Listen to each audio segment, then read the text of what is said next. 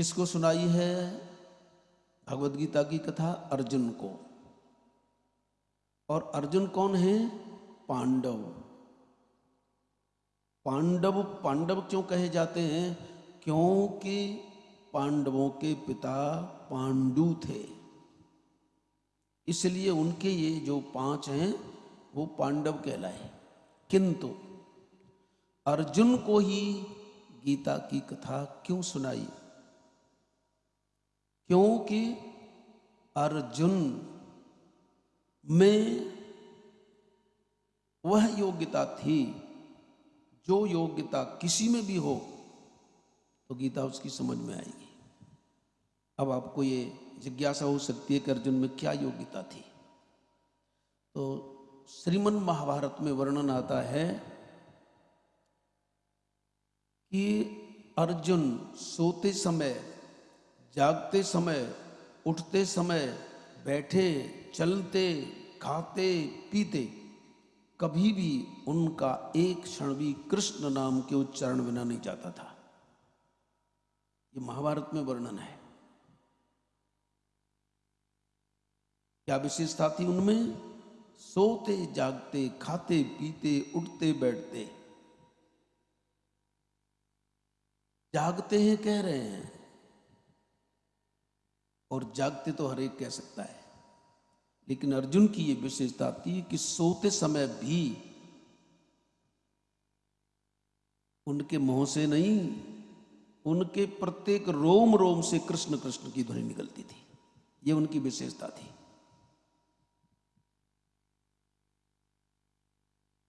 सोते समय मुंह से ही नहीं, उनके रोम रोम से। प्रमाण के लिए श्लोक है साहब। कृष्णेति नामानि च निस्सरन्ति रात्रिन्दिवं वै प्रतिरोमकूपा यस्यार्जुनस्य प्रतितं सुगीत गीतेन नाम्नो महिमा भवेत् किम्। कृष्णेति नामानि च निस्सरन्ति।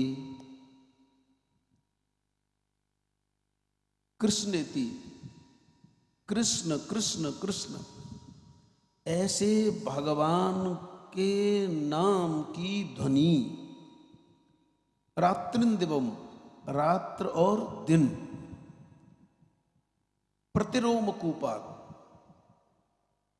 उनके रोम रोम से,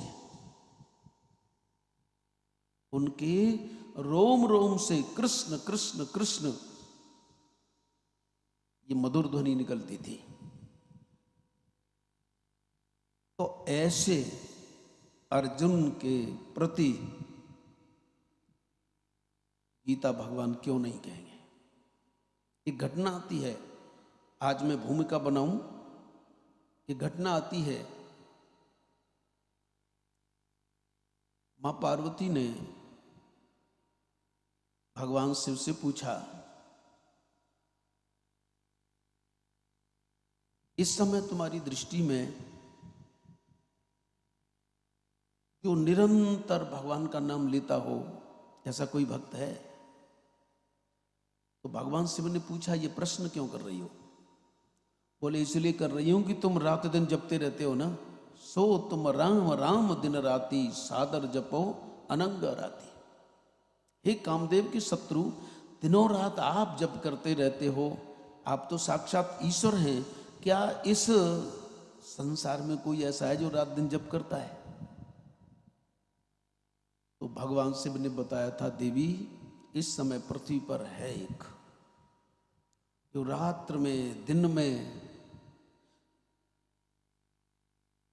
भगवान का नाम जप करता है, और जब वो सो जाता है तो उसके रोम रोम से कृष्ण की ध्वनि निकलती है। अब पार्वती जी कहने लगी, जब ऐसे हैं अर्जुन तो हमें उनके दर्शन करने हैं। दूसरी जिज्ञासा हो गई, ऐसे के तो दर्शन जरूर करने हैं। भगवान से बोले कि चलो तो दोनों चलते हैं। ठीक है, पहले ध्यान से देख तो लो प्रभु, कहाँ है वो इस समय। भगवान शिव ने ध्यान किया, अरे देवी, हमें हस्तिनापुर नहीं जाना, इस समय अर्जुन द्वारका गए हुए हैं। ठीक है, तो द्वारका चलते हैं। और द्वारका की क्या स्थिति है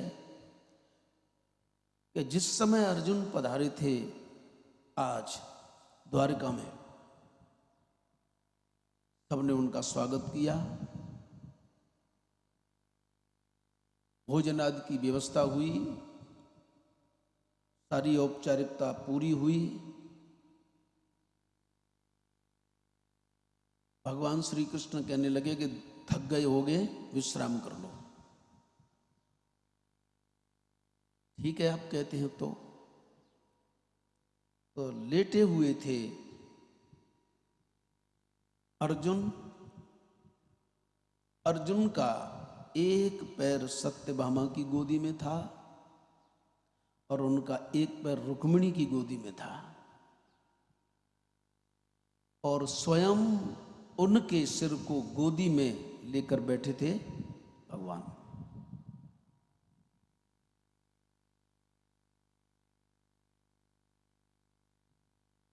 हुआ क्या,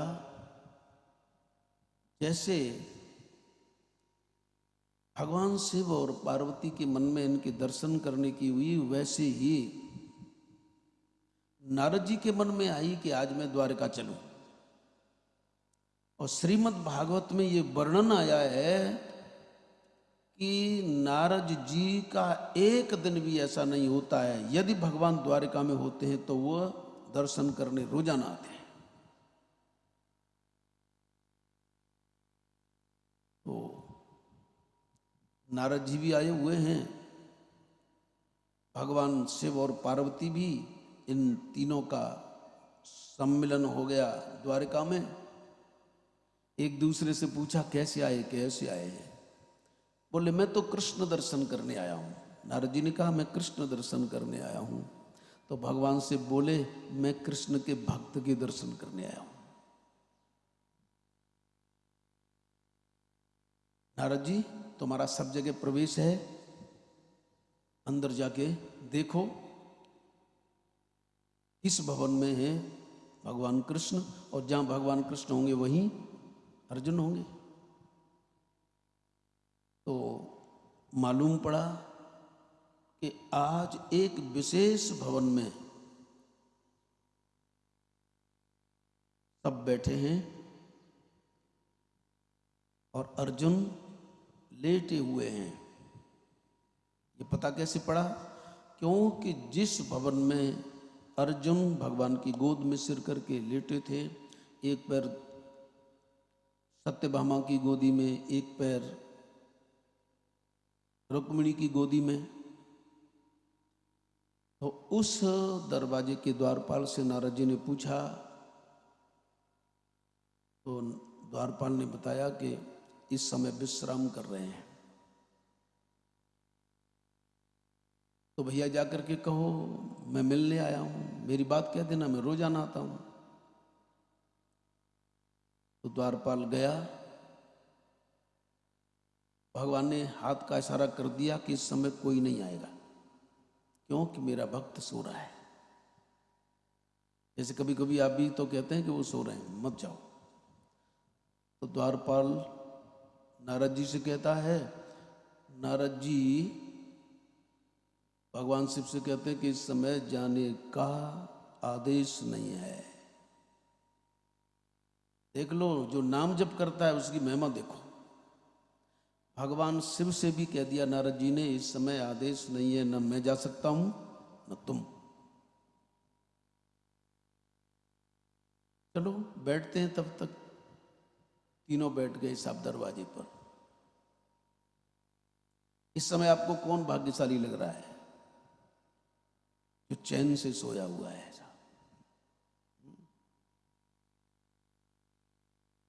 एक घटना घटी, रुक्मिणी और सत्यभामा जो चरण दबा रही थी,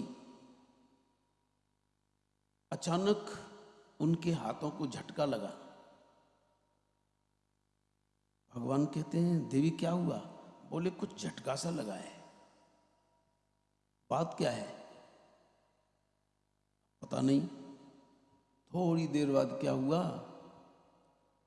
कि भगवान कृष्ण ने कहा कि अच्छा शांत बैठो, अब दबाओ भी मत। तो उनके रोम रोम से कृष्ण कृष्ण कृष्ण कृष्ण ध्वनि आने लगी। जब कृष्ण ध्वनि आने लगी, दरवाजे पर ही तो नारद बैठे थे, इनसे नहीं रहा गया। बोले कृष्ण कृष्ण की ध्वनि आ रही है, इसका मतलब वहां कोई जग गया है और कृष्ण का कीर्तन हो रहा है, इसलिए अब कोई नहीं रोक सकता। नारद जी वहां गए और नारद जी ने वहां जाकर के क्या देखा कि भगवान भी जब देखते हैं कि अर्जुन के रोमकूप से उनके नाम की ध्वनि निकल रही है, तो भगवान भी अर्जुन के सिर को अपनी गोदी से हटाते हैं, स्वयं नाचने लगते हैं। रुक्मिणी, सत्यभामा, मित्रवृंदा जितनी भी वहां थी सब रानियां नाच रही हैं, भगवान श्री कृष्ण स्वयं नाच रहे हैं। नारद जी बोले तो फिर मैं तो बजाता हूं, इसलिए नारद जी वीणा बजाने लगे। भगवान शिव और पार्वती बोले कि ये नारद गए लौटे नहीं।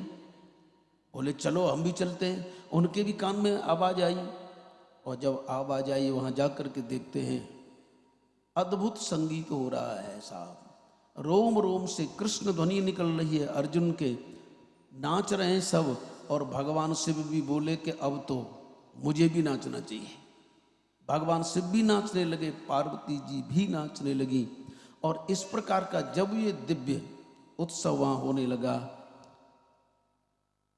तब इस प्रकार जब मस्त हैं तो अर्जुन की आंख खुली, अरे ये क्या? तो सब हाथ जोड़ करके कह रहे हैं, नाचने वाले भगवान भी हाथ जोड़ के कह रहे हैं कि भैया तुम्हारे रोम रोम से ऐसी मीठी ध्वनि निकल रही थी कि हमसे नाचे बिना रहा नहीं गया, तुम्हारी नींद में बाधा आ गई, तुम हमें क्षमा कर देना। क्या भाग्य है साहब अर्जुन का। भगवान कहते हैं, सारे के सारे कहते हैं कि हमें क्षमा कर देना। तो ऐसे बड़भागी अर्जुन को जो सो भी जाते हैं तो उनके रोम रोम से कृष्ण ध्वनि निकलती है। कृष्ण इति नामानि च निस्सरन्ति रात्रिंदिवम वै प्रतिरोमकूपात् यस्यार्जुनस्य प्रतितं सुगीत गीतेन नाम्नो महिमा भवेत् किम। तो ऐसी भगवत गीता में भगवान के नाम का प्रभाव क्यों नहीं होगा।